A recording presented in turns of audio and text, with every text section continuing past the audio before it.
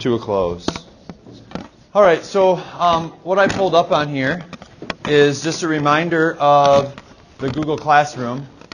Last time we had great discussion around a couple of resources. A couple of folks shared out during some resources they had. So I just wanted to make sure that you know the point of the Google Classroom is for you to have the opportunity to share some of the artifacts or things you've created. And Michelle and Danette shared via Google Docs different tools. So here was a piece of a student talk that Michelle shared around, and then Danette shared a writing reflection and conference prep document she'd created. So those are some different documents. If you weren't aware, we want to hear from you or have you share as well if you've got something you've created, or if you wondered about, oh yeah, they said they were going to share that, where did that go anyway? That's where we're housing these pieces, and you should have that ability to access them there. And then, of course, the PowerPoint is here as well.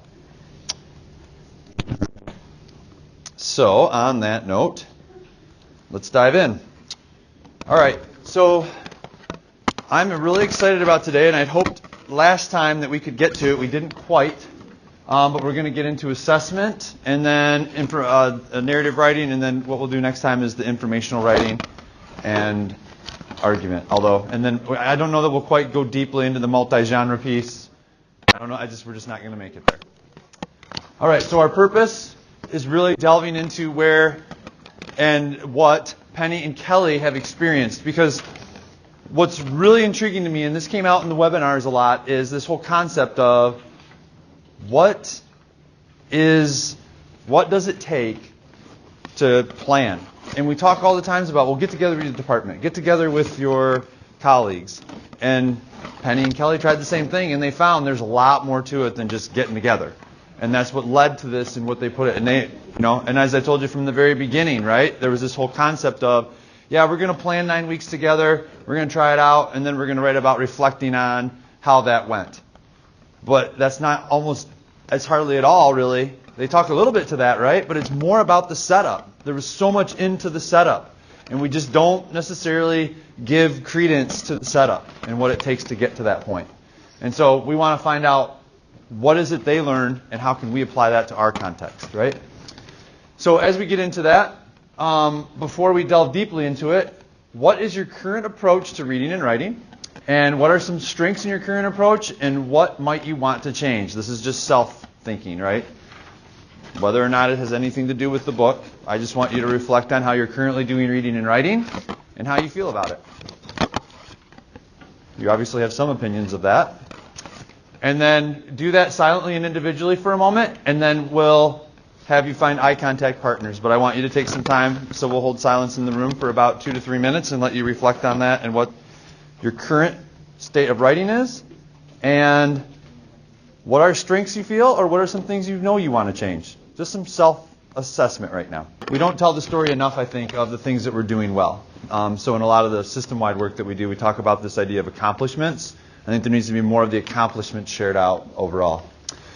So our outcomes for our days together, the ones that we'll focus in on today, and as you read through them specifically, we're going to get into our first map. So we'll get more into this map of what it looks like around writing. And then we'll explore and review feedback and evaluation within our instruction. And today's going to be mainly about that, and then brushing on the narrative piece, narrative writing that is, along with literature, if you will. And then we'll get into informational and argument next time. So our agenda is to talk about this idea of balancing feedback and evaluation. As I mentioned, Craig's in the room. He's going to join us in getting into, we left it as ed tech topic. That's not very formal. He'll give you more details on that. And then we'll get into narrative writing and talk about this idea of the lapse. And I know Kelly has talked about the writing lapse before. And so it's a really neat to see it written out in a way and structured. And I had a chance to kind of analyze through that. And it was very powerful to kind of see how they view the lapse and what that looks like. Again, Google Classroom. So just leaving this in here. A little different for this. Make sure you have those codes. We do continue to put the codes in there if you have others that want to visit. Just know I do review your problems of practice, and when you go in there, I believe it generates one, and so they may get a little poke of like, hey, how you doing on your problem of practice? But if they're just lurking in there, that's okay too. But I'll still have a comment. All right, so in their components in the book, they speak to this idea of balancing feedback and evaluation. So in it, the big components they speak to, right? And we talked about this even day one about you can tell when it shifts from the conversation shifts from assessment to grading. And we talked about that, even how it looks in how evaluation, observation, evaluation, right? When we tip that scale, suddenly the conversation changes. Everything's going along great, and as soon as we go to either a grade or a true evaluation, then we turn things up a notch. So one of the things is keeping in mind this idea of grading doesn't teach. Talk to the principles of what it means to grade writing, per Penny and Kelly. Looking at that assessment of the growth of the reader, the grade book itself, and grading the finish line or the portfolio. We're going to really delve more deeply in specifically the principles for grading writing and the grade book itself, and talking a little bit to that. So hopefully you'll be able to get some insights around that as we work through. So to lead off, this idea of grading doesn't teach. There's a nice vignette we're going to watch of the two of them interacting around it. But one of the things they bring up is that we all see assessment differently, right? Seeing assessment differently. So it's so important to have that conversation. There's two angles of it. It's how we go about assessment, but then how we interpret the assessments that we've given. And that's where grading comes in. So that's a whole other piece. And I think I said before, it's almost like religion when you talk about grading and how people's beliefs and what that looks like. So I think we're going to do a really good exercise today delving into that. Or we could say politics nowadays as well. They talk about these components in relation to reading and writing. So let's get a little excerpt from them and them sharing dialogue around that so we can see what they had to say. Reports due soon, which means I have to put a grade. Sorry. Make sure. All right, here we go. This is one of my concerns. We're sitting here, I have progress reports due soon, which means I have to put a grade. I have to put grades in the computer. Yeah. There are kids sitting in this classroom that if I put a grade, it's a little, the kids who are not very skilled at the grade level, if I give them a D or an F, or they earn a D or F right now, that gets in the way of the development of that child. And so, not only would I say it's more of an issue than stop grading everything because it's exhausting and you have too many kids. It's stop grading everything also because that grading is counterproductive to what you're trying to get that kid to do. When kids find out, hey, I can write in here, I can say what I want, I have some choice. When I collect the notebooks, I know you do the same thing. We collect the notebooks every 2 or 3 weeks. We have the kids put a tab or a post-it note on the 1 or 2 or 3 pieces they give us permission to look at. And so my kids know that they can fail, that they can experiment, they can take a risk, they can write a movie, and that it's not always the teacher coming over them with the grading hammer. And I think of Atwell, who says she hasn't graded an essay in 40 years. Yeah. But you're letting the kid continue to grow with feedback before they get that evaluation. And that was Murray, right? All writers need more feedback than evaluation. And we get caught in this trap. And teachers tell me all the time, I get quizzes and tests because I need grades in the grade book. And I'll say, that's still just a bad way to think about all of it. Because the grading is an institutional thing that you and I are willing to do because we want to teach public school kids. Right. But if I had my way in the world, there would be no grades. Right. Because the grades are not making my kids better. Or there'd be a finish line grade, not a journey grade. Right, but they're not, my students do not become better because of the ABCD. They become better because they get better at rewriting, at reading their own writing and thinking, at learning how to read a mentor text, all of those things that are silly to grade. Like, how many notes did you make on that mentor text where you get the A? Right. It just disrupts everything. And I think that if teachers can't separate what they're trying to do on the journey with that kid. And that's why a principal called me and said, well, every kid has to read 15 books. And I said, well, there's kids who are going to give up right then. I got kids in my room right now. If I say 15 books is the finish line, they're done. They won't even read book 1 because you've just said that this is way far from where I am. And a kid who read none and now reads 5, that's huge. Well, I have a kid, Daniel, in the senior class who hasn't read a book since the 6th grade. and just finished his first book. It took him 6-7 weeks. Right. But he's really proud of it. Right. That's a kid who should be reading a whole lot more at his grade level, but maybe that's the kid at the end of the year who's read 5 books instead of 0. Right. This kid over here reads 12 books. But to have an arbitrary finish line seems kind of odd to me. Well, and I also told you I've got a kid right now, a senior, who's writing his entire research design on No Child Held Back. And his position is, I have had to sit back and wait while everyone else catches up. And you've allowed me to just be free to read as much as I want. And this kid has read like 16 books in 5 weeks. He's that kid. But why would it be, you can't measure him against your Daniel kid, right? And that's the thing that grading keeps doing, is trying to say, I'm going to judge you against, and we're not in the same place. So how do you're in the system and I'm in the system. I know. So how do you get by with a system that demands that you do things that are not in the best interest of kids? I think it's very hard. I mean, I suffer under that. But, so the pages per week is an individual reading goal based on a kid's reading rate, so no one's penalized if you're a slow reader, but you're encouraged to set a goal and hit the target. I saw you passing the clipboard around with kids doing it, and it's the only way that I figured out to keep track of all these individual kids reading at different rates. With me, if I sit down and say, what's happening? Well, I haven't had time to read all week because I'm working, or that I feel like that's fairer. And so that's what I'm always trying to do, is what's fairer, what's better practice. I mean, I can't give a kid a passing grade who doesn't write. Right. So there have to be places, but one of mine is when I read your notebook, I'm looking for evidence or revision. I'm looking for the mess, because the mess tells me you're rereading and you're thinking in class and you're trying to do that. And so that becomes the standard, not the perfect prose, at least for the notebook writing. I'll just say this too. I dummy it up a little bit. Like, I'll put in I can defend, anybody walks in my room, I can defend the volume of reading and writing my kids are doing. Yep. But they want me to put it online so parents can read it, so administrators can read it. And notebook check. Right. That could mean anything. So I know what it means, but I give the appearance that I'm grading way more than I am. That's one of the ways I do it. All right. So there you have it.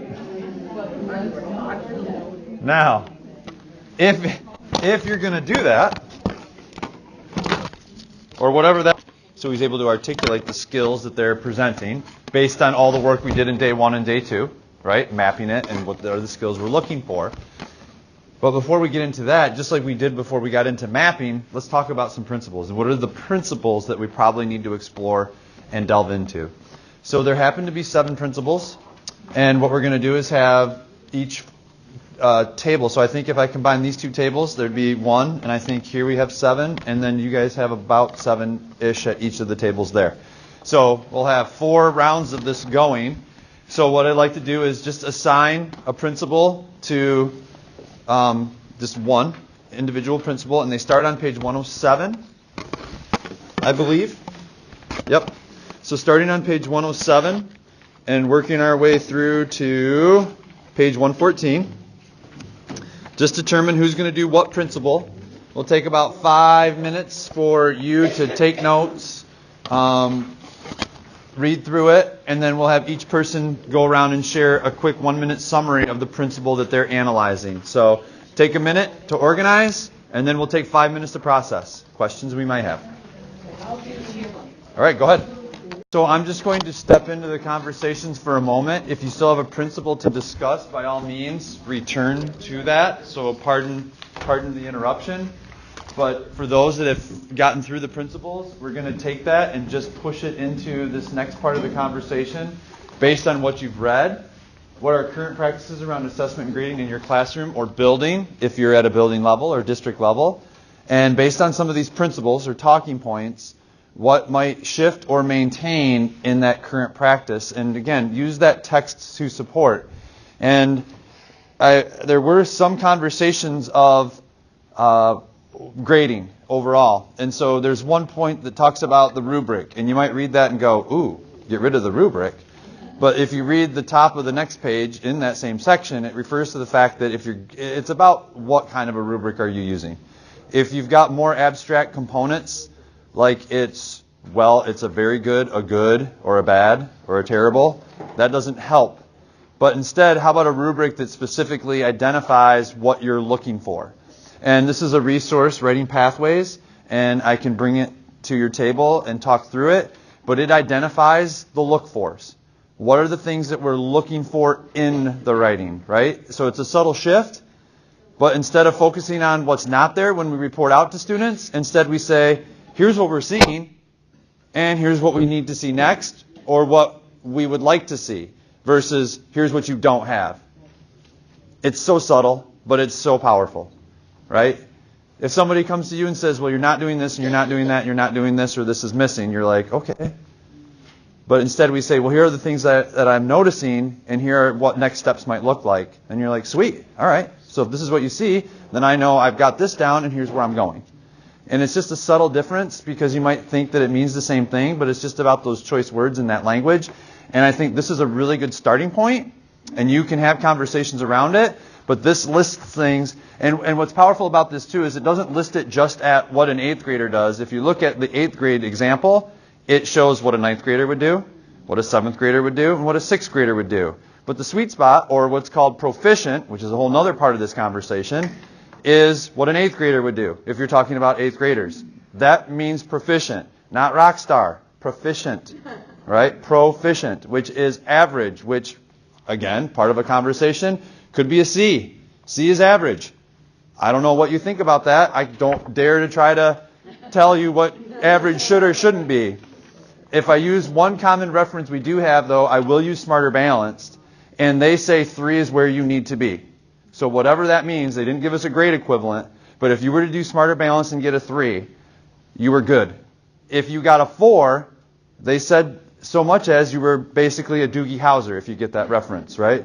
So you're like a superstar smart person. You get a 4. You're above your current grade level is a 4. That's what Smarter Balance says. But nobody can define that except you and your building or you with your district. And once you've established that, this criteria is there for you to use as a support to better understand and explain what it actually looks like. But that's 2 separate conversations, right? What's present versus whatever is present, what that says about the kid. Is meaning average, C, B, A. And that's conversations you need to have in your building, district, etc. All right? So some of that food for thought. We'll take 5 minutes around this conversation, and then we're going to segue into an ed tech break. But take 5 minutes on that, and then we'll come back together. So delve a little deeper into this assessment conversation, which, like I said, is a very deep conversation to have. And then conversations to a close. All right. Told you this was going to be exciting, right? Grading, assessment, so fun to talk about. So I appreciate your conversations that are going on at your tables, and I'll keep checking in. We're going to take a little time out. We'll come back to assessment. Craig's going to delve into some technology tidbit pieces moving in, and then we'll move into that piece around the grade book. So I'm going to turn it over to Craig. Good. And then conversations to a close. All right, so getting a chance to delve into some of that, I think will be good to reinforce your work. I think it's always good to take some of the electronic things you have and push them even further. So thanks again, Craig, for delving into that for us. Segueing back into grading, I'm going to just open this up we go for another 10 to 12 minutes. So what I'm going to do is just kind of set this piece up. So in the principles, and I talked about the idea of assessment versus grading. We had some folks already talk about grade book pieces, and I had a couple of problems with practice. So I was excited because today was going to be right up the alley for the problem of practice, at least building some other background knowledge around it. On page 123, you were probably wondering, what does a grade book look like? Or if you've read the chapters in advance, you already were looking at that earlier. Basically what we get at is at the top of page 123, they give you actual possible percentages to consider, right? Then they go into this idea to reinforce that principle that was around less revision is more, if you will, and that whole concept of if you're conferring in writing specifically, you already know what students are working on and how the paper is progressing over the course of the unit of instruction. And so by the time you get to that point where you're going to be, quote unquote, giving the grade, you already essentially know what pieces are present and what pieces are not, where they started and where they ended. So the idea then is to help and support them in selection. What are the best pieces? And probably what you're going to gain the most out of it, as to what they've actually learned from it, is their reflection, right? And so Penny and Kelly speak to that, and they're just real small sections. But over these next 10 to 12 minutes, I'm going to give you 2 prompts to consider, but please use these pieces of the text as a reference.